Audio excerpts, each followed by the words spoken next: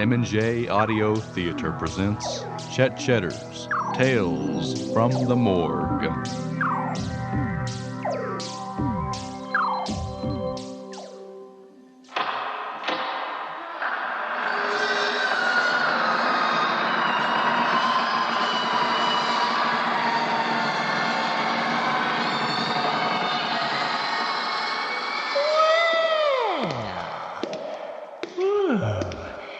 Welcome, stranger of the night. Come right in and have yourself a seat. Rest your weary bones. Allow me to introduce myself. I am Chet Chetter, the morgue attendant. I am also a licensed embalmer and the resident storyteller. Now, let's see what I have for you today. Yes. My story for today begins in Biloxi, at a new restaurant owned by a retired seaman named Buford Van Horn. Buford's Bar and Seafood Place, it was called. I'll have a cherry pie special there, Buford. Alrighty, one cherry pie special coming up. Will you be having any coffee with that, Mr. Farris? Yeah, give me a coffee with about 6 sugars. Oh, a sugar coffee. I got you. I'm finished with this paper, Cecil, if you want it. Be sure to check out the headline. It's a doozy. Thank you, Doc Stone. Now, let's see here. Oh, no, it happened. Look at this, Buford. Yeah? Elmer Corn made the front page. Oh, well, that's not a surprise. He's the talk of the town. Saved from gator attack. Tuesday afternoon, a truck transporting 12 Louisiana gators to Marshall County overturned on Highway 171. The alligators escaped into the streets of Biloxi and caused a panic among the citizens.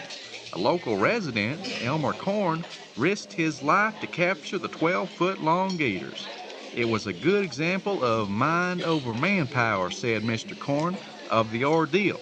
Dadgummit! Huh?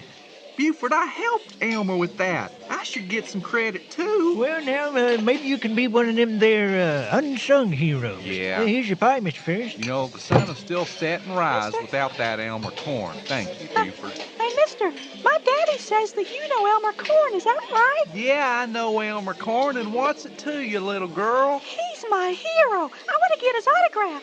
You don't want Elmer Corn's autograph. Heck, he's just a manure hauler. That's all he is. But he wrestled all those alligators. Not even my daddy could do that. Yeah, well, he didn't exactly wrestle him. Well, it looks like Mr. Corn is quite a popular fella. I think I'll name my cherry pie after him. Sure, you just do that, Buford.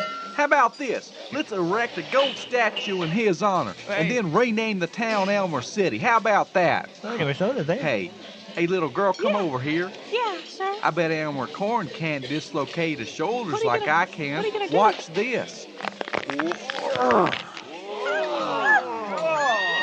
I've never seen nothing like that before, Mr. Farris. Wait a minute. Isn't that neat? You don't like it? It'll just come back into place. How's that, Miss Van Carlton? See something? Well, if it isn't the man of the hour. Hey, everyone, Mr. Corn's here. Oh, now, come on.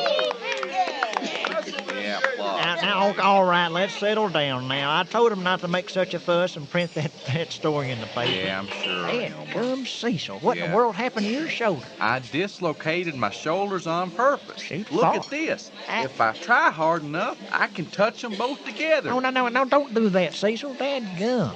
They're liable to get stuck that way. That ain't nothing to brag about. Hey, Elmer, I've got a grizzly bear for you to wrestle. All right. Okay, you fellas stop pulling my dadgum leg. Now, y'all know how the Biloxi Gazette blows everything out of proportion. Now, I didn't wrestle no dadgum gator. I got the whole idea from a cartoon. I just rubbed them on the belly. They get just as docile, they go right to sleep. Well, heck, Cecil helped me load them back into the truck. I sure did. Heck, I was holding the most dangerous part, the jaws. I could have got my arms bit off. Ain't nothing worse than a fella who brags. Now, wait a minute. Now, Cecil deserves the credit. I mean, even a drowsy gator can be dangerous. So, Cecil, we still on for tonight? You gonna come over and watch the wrestling matches with me? The Mala Warrior's gonna unleash a new hold, the Persian Spine Snapper. Well, I don't know, Elmer. I just might not be able to make it tonight. How about that? Well, suit yourself. That just means more chili dogs for me. Gracious sakes alive, what a noise. Elmer! It shook the whole place. What in the world was that? Elmer, I saw it through the window. It came from the sky. It landed in Miss Pluckett's backyard.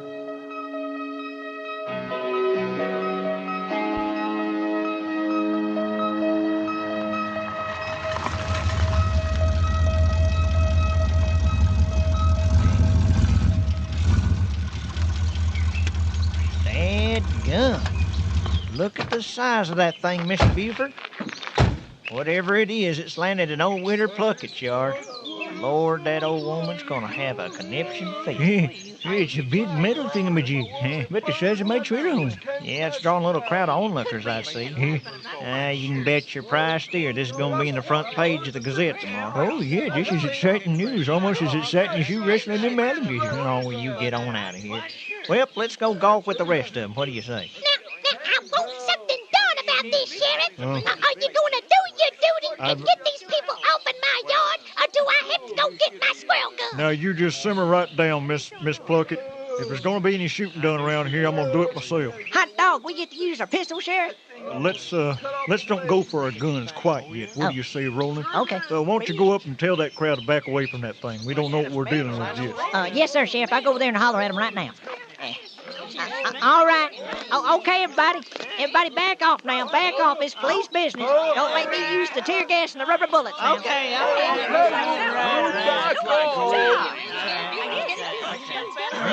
You got any idea what that thing is, Sheriff?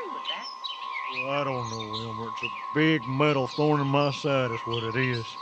Big hunk of space junk, probably. Just had to fall during lunch hour. I'll bet you it's a meteorite. I'm gonna go poke it with a stick. Now, you ain't gonna get near that thing, Ernie.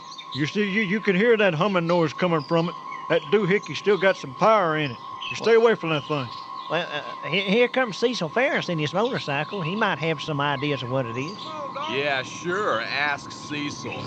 That'll be good for a laugh. Now, you ease up on Cecil. Whoa!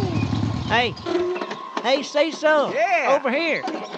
Yeah, Elmer. Sorry it took me so long. My sickle kept breaking down. Cecil, that pile of junk ain't worth the air in its tires. Why don't you just scrap that eyesore? You watch what you say about my sickle, Bert. That thing can't defend itself. Now, let's not scuffle, boys. Let's not scuffle. We were studying on what this thing is, Cecil. Yeah. You got any guesses? Well, I guess it could be a UFO. Ain't that just like a hick? If it falls from space, it's gotta be a UFO. Yeah, Cecil, you reckon there's some face-melting aliens in there? Dadgummit, why won't anybody listen to me? Now, y'all get off Cecil's back. I ain't seen near one of y'all come up with an idea that's better than he has.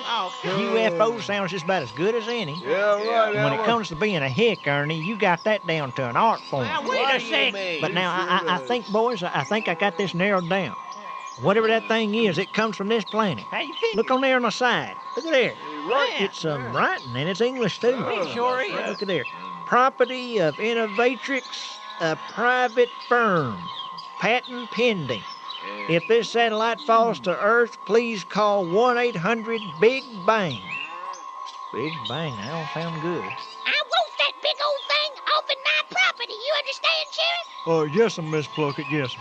It looks like it only weighs about 20 tons, so I'll tell you what, I'll hook it up to the squad car and I'll drag it out in the ditch for you, all right? Sheriff, I think me and the boys got it figured out. I think it's a satellite. It's got a number on the side of it. 1-800-BIG-BANG. Big bang, big bang. I gotta write that down on my hand.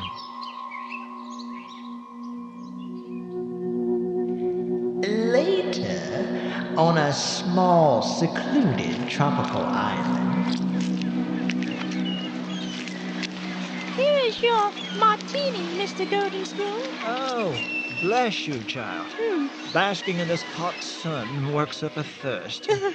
Mia, dear love, find someone to shimmy up that tree and retrieve me a pineapple, would you? I'm a tad peckish. There's a good girl. Of course, Mr. Golden Spoon. There's a telephone call for you on line 2. It's Mr. Van Swizzle. Van Swizzle? I told him not to call me here. Can't they run things for 2 bloody weeks? Now, this better be an emergency of biblical proportions, or I'll have his eyes cut out. Hello? Van Swizzle here. Van Swizzle, you boob. What is the meaning of this intrusion? We have a code red, Mr. Gold. What? The satellite has come down from orbit. Egad, man. Say it's not so. Darling. Yes? Massage my temples, would you? Of course. I received a call from America 5 minutes ago. America? The satellite landed in a rural village of Biloxi, it is called, I believe. Biloxi. The local police officer called. He Yeah. informed me that the satellite was indeed humming. Humming? Zounds. That means it's still functioning. Meet me at the Heathrow Airport in 4 hours, Van Swizzle. We're going to Biloxi the minute we can book a flight. Yes, Pray for the sake of your career we are not too late. indeed I will be praying. Oh, why can't my life run smoothly? After all, I'm rich. There now, Mr. Golden Spoon. Here's your pineapple. Putting on a record over there. And now, ladies and gentlemen, for your amazement, and for the Biloxi Gazette, Cecil Farris, alias Dandy Daredevil, will defy death by jumping this 30 feet high and 50 foot long, whatever it is. I can't believe you're doing this, Cecil. You're gonna break your full neck or worse. Elmer, this is something I just have to do. Now, we're just going to see who's going to be on the front cover of the Biloxi Gazette tomorrow. Well, I know who's just liable to be in the obituaries. Cecil, that old motorcycle ain't gonna jump that satellite. Sheriff, you gotta do something about this. That old scooter, it's held together with chicken wire. He's gonna break every bone in his body. Now, you just cool off, Elmer. He ain't gonna hurt himself. We got an ambulance standing by in case he does. Besides, he's donating half the ticket money to the policeman's ball. Attention, everyone. Get your camcorders rolling. The death-defying stunt will now begin. Sakes alive. Whenever you're ready, Cecil. Cecil, get off that sickle. No. Come on, you ain't got nothing to prove. No. Let's go frog gigging. You hear that, Elmer? You hear that? I'm going to be famous now. Now, you just step back. I'm going to jump that thing now. Oh, dang, I hope that flimsy plyboard ramp holds up. Howdy, Miss Maddox, over here. Elmer, I just got here. What's going on here now? Miss Maddox, it's Cecil. Dang fool's trying to find a quick way to a broken neck.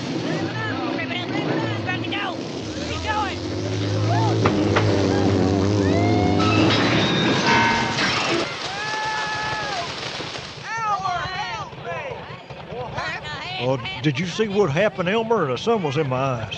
Yeah, I seen it, Sheriff, but it happened so quick it took a second for my brain to process it all. Cecil was just about halfway over that satellite in midair when his motorcycle just sucked out from under him and attached to that satellite like it was a magnet or something. Poor old Cecil's up in that old willow tree. I'm a-coming, Cecil. Just hang on to that willow branch.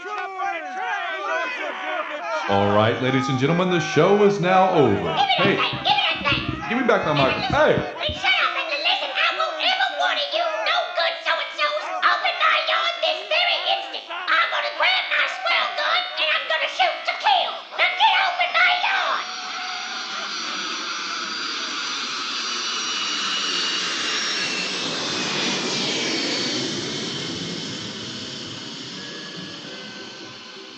Confound it, can't you fly this jet any faster?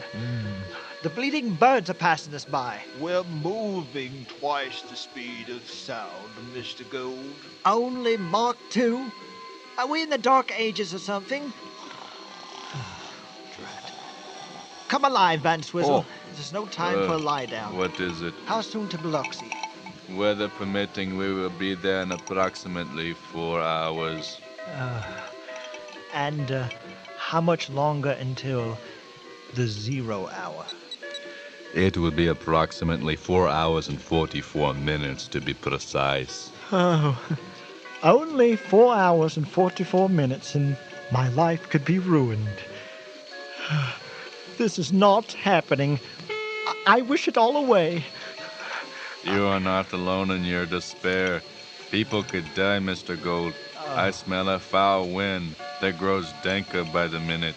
It reeks of lawsuits and lengthy prison terms. Oh, shut up, Van Swizzle, and go back to sleep. My only hope is they have the good sense to stay away from the satellite.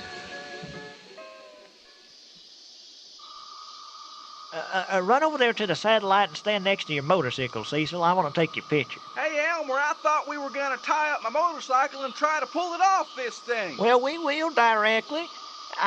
I want to add this to my scrapbook of funny pictures. I'm going to put this one next to that snapshot of you with your tongue stuck to that frozen lamppost. Well, ain't I just the court jester here, Elmer? Maybe you ought to get into comedy and make comedy movies and just make people laugh all the daggum time. Oh, now come on, Cecil. Don't carry on like that. I could just spit. You know, somebody sent in a videotape of me making that jump to that old Channel 6 news. I know. I seen it. Heck, I imagine the whole town's seen it. Now, Cecil, you ought to be proud that you're a celebrity now. It ain't everybody gets on the Channel 6 hometown blooper show. This is the most humiliating thing that ever happened to me. Oh, now, Cecil, I wouldn't say that. I think when you got your tongue stuck to that frozen lamppost last winter, I think that beats it out in the humiliation department. That's right, Elmer. Get your yucks like everybody else. Just call me Sir Joke-a-Lot. I just wish you could see your face, Cecil. You look like you just got through sucking a bushel of lemons. I was just fooling you, dadgum. Cecil, every dog has its day, and your day in the spotlight's gonna come. You just mark my word. All you need to do is have a little patience. Now, listen here. Grab onto your sickle and act like you're really trying to pull it off. Really bug your eyes out and make your tendons stick out in your neck like you're really straining, all right? Let's make it funny. Anything to get this show on the road. All right. That's it. Oh, I wish you could see yourself. Okay, Cecil, look at the birdie. I'm going to take this. Feels like someone's pulling the camera out of my hand. I can't hold on to the dadgum thing. Ah! Ow! Whoa, Elmer! That camera nearly hit me square in the face. Well, I tried to hang on to it, Cecil, but it felt like it was going to jerk my arms out of their socket. Well, let's get the sickle, Elmer. That's what we came here for. Well, all right. I'll make a stab at it. But heck, that satellite's got a strong magnetic hold. I don't think it wants to let go of your sickle. All right, I already got the rope tied to it. You holler if it starts to slip off my trailer hitch, all right? All right, Elmer. All right, Bessie. Okay, now, let's put you back into it, darling. You can do it. Hunker down, girl. Come on. Come on, Bessie, girl. Come on, you can do it. Come on, now. Oh, come on, girl. Put you back into it. Dang, the tires are spinning. Oh, shoot, far. It just ain't worth stripping my gears for that raggedy old scooter. It ain't worth breaking a good rope. I'll just have to tell Cecil I just can't. Whoa! What's that humming sound? Golly bum! Something's pulling the truck backwards. Dadgum, that satellite's got my truck in its magnetic clutches. Lord in mercy. My front end's lifting up. It's rearing up on its back wheels. I'm gonna flip off.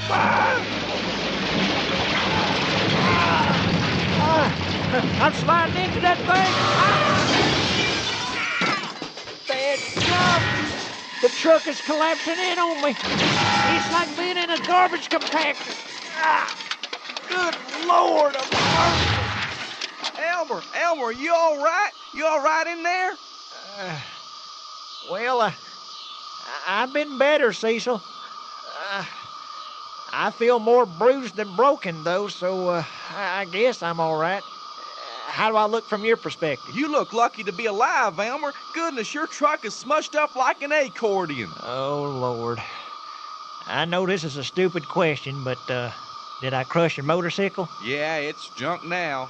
Well, heck, let's face it, Cecil. It was junk to begin with. But I am sorry about it. Dang, I don't know how in the heck I'm gonna get out of this thing. Upside down in a crumpled up truck. This looks like the sort of thing we'll laugh at later on, but it ain't very funny now. I can't move my left foot. It's caught under a jagged piece of metal. Yeah? Would you go tell Sheriff McElroy that I'm hung up like this? Sure.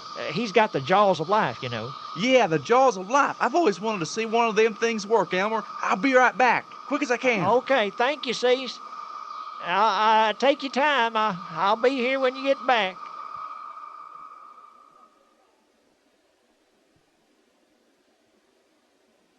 It just ain't no use, Sheriff. Elmer's still in that truck. We tried everything. Tried the jaws of life. Yeah. Conroy Pip down at the Grease Monkey Haven Body Shop. He brought over his cutting torch. Yeah. But every time you bring anything near that satellite within 20 feet, swoop, clang. You can't hold on to it. I mean, that sucker's magnetized sure enough. Oh, Lord of mercy. What, did you try something wood, Roland? A club or something? Well, ain't nothing wood strong enough to pry Elmer out of that truck, Sheriff. Dadgum, he's got his foot caught under the steering column. Oh, Lord. We got bad luck in abundance. You went down there, Doc Stone, and took a look at him. How's Elmer look to you? Well, sir, as near as I can see, 'tweren't no broken bones or nothing, knock on wood. Have to wait and see about that leg. Wrist or bruises, I'm sure Elmer will live, unless he starves to death. Dadgum. Oh, heck no, I don't think he's going to starve to death. Miss Maddox brought him over a squirrel pie and some mustard greens, fed him to him through the vent window. Poor Elmer, caught in a 2-ton wad pickup truck, and it's all because of me. Well, ain't no time to worry about that, Cecil. The main concern is how to get Elmer out of there. You know, I hear tell sometimes a rabbit, when he's caught in a trap, will chew off his own foot to get out. Of course, I just mentioned that to make conversation. I'm not suggesting Elmer do that. Forgive my intrusion, gentlemen. Huh? I must speak to the officer. Oh, well, right here, boys, right here. I'm Sheriff McElroy. Oh, pleased to meet. Oh, so sorry. I've been running from the limousine. That's okay. I am Conrad Goldenspoon from Innovatrix. Oh. It is a private scientific research firm. Oh, you're the satellite boys. Indeed, we are the satellite boys. Oh, yeah, from 1-800-BIG BANG. Yes. You spoke to my assistant, Van Swizzle, over the phone. He could not discuss this matter in detail, I'm afraid. The phones have ears, you know. However, Big Bang is, well, it's sort of our attempt at glib humor. The satellite will not explode, I assure you. It will, in fact, implode. Implode? Yes, in 20 minutes, approximately. The satellite is actually an antimatter device, you see. All living things and non-living things are composed of matter, and science dictates that matter cannot be destroyed, but we think we have found a way to do it. Well, shoot, why'd you want to do that in the first place? The primary goal would be waste disposal, plastics and the like. They take forever to decompose. Now they could be eliminated without a trace. Of course, this implosion was supposed to be tested in space. Gravity conspired against us. I know. And now this thing's gonna go off right here in Biloxi, and you say 20 minutes? That is correct. It is rigged with a timing device. However, I do not think there's any need for any serious concern, Sheriff. We passed by the satellite on our way here. We found a few metallic objects attached to it. It is sort of a side effect. It increases in magnetism as it nears the implosion.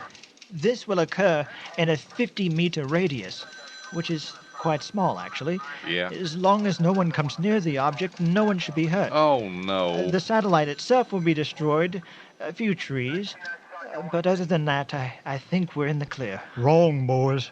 Elmer Corn is caught in one of them metal objects clinging to that satellite. Caught in his pickup truck like a sardine. A possible fatality, Mr. Gold. Oh, I believe I'm going to swoon. We can't get Elmer out of there because of that magnetic field that thing is giving off. We got to stop that thing from going off, boys. Oh. We got about 15 minutes left. Now come up with something. The only way, Sheriff, would be to have someone crawl into the satellite and disconnect some wires. It's a very small space, only about 5 decimeters wide. Only a child could outfit. Yeah. Just a second. Cecil? Yeah? Why don't you show that man what you was doing at the bar the other day? Oh, that yeah. thing you can do with your shoulder? Yeah, I can dislocate my shoulders. Watch this. What does this disgusting display have to do with our dilemma? Well, sir, I would imagine that Cecil can fit into a space about 10 or 12 inches wide when his shoulders are collapsed like that. Oh, that could work. That could work.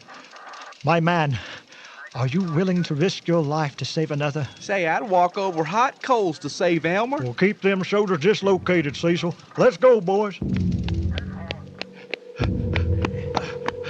Cecil? Yeah. Cecil, what in the heck are you climbing into that thing for? You just sit tight, Elmer. I gotta dislocate some wires real quick. Well, why is everybody keeping their distance?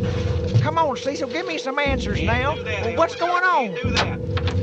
Are you sure them walkie-talkies ain't gonna static out around that magnetic field? Oh, no. We designed these comlinks in a laboratory. They contain crystal circuits to function under magnetic conditions. What in the heck are y'all doing, Sheriff? Come on, tell me. Ain't nothing to fret about, Elmer. You just sit tight. Everything's gonna be okay. Are you sure we're a safe distance for that satellite in case this don't, work out?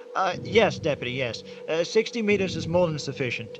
Now, silence, please. I must talk to Mr. Farris.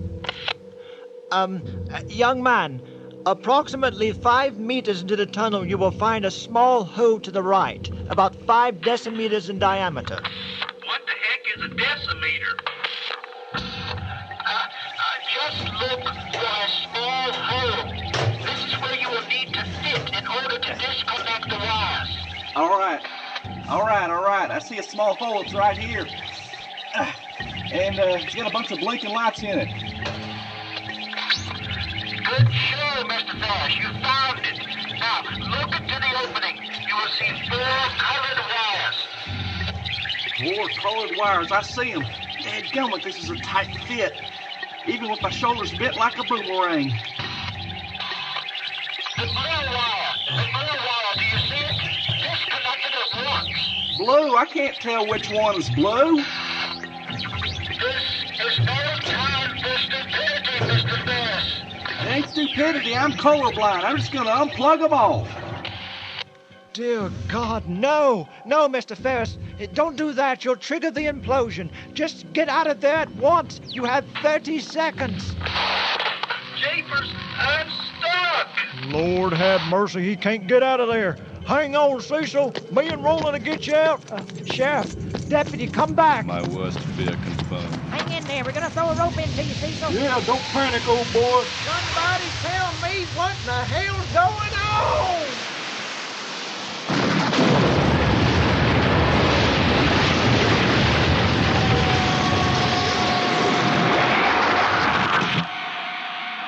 Oh, no. They're gone.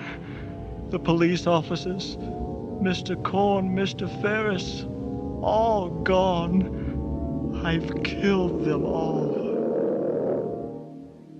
Well, now, that was a grim ending, wasn't it?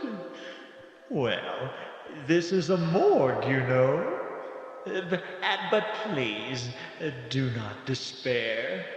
This story has only begun. Do return next time, won't you? You will not believe what happens next.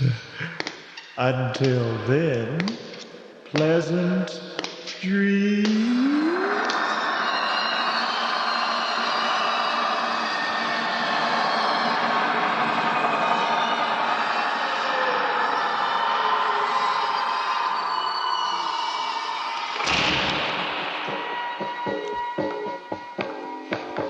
You have just heard Chet Chetter's Tales from the Morgue.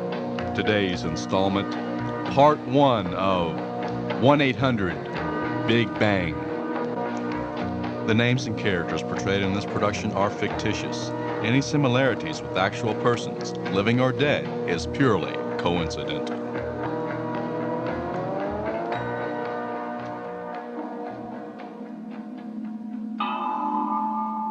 A production by M&J Audio Theater.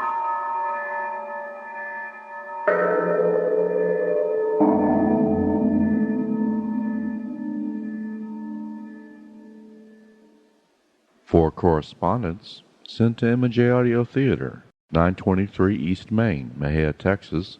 Mexia is spelled Mexia. Our zip is 76667.